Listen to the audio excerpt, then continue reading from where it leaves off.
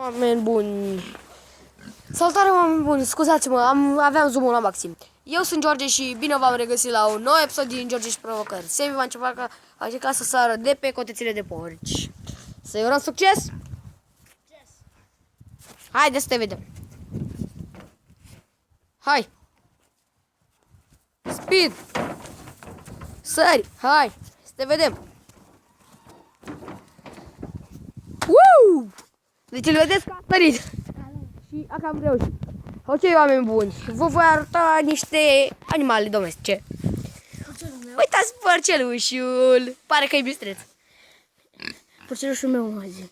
Porcelușul lui Sebi. Ai mei sunt altundeva. Poate vi voi arăta într-un alt episod. Uitați purcica, mătușii mele și...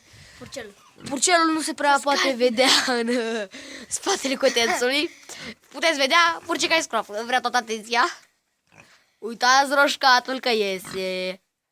Ok, eu sunt George și... Și ăsta e porcul meu. Eu sunt George și cam atât cu acest episod.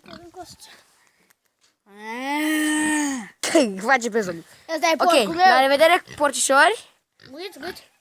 Am mai zis la revedere, bun. Guiți. Uitați roșcăvanul.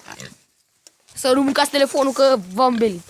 Ok, eu sunt George și cam atât cu acest episod. Dacă vă place, nu uitați să lăsați un like. Și am belit pula.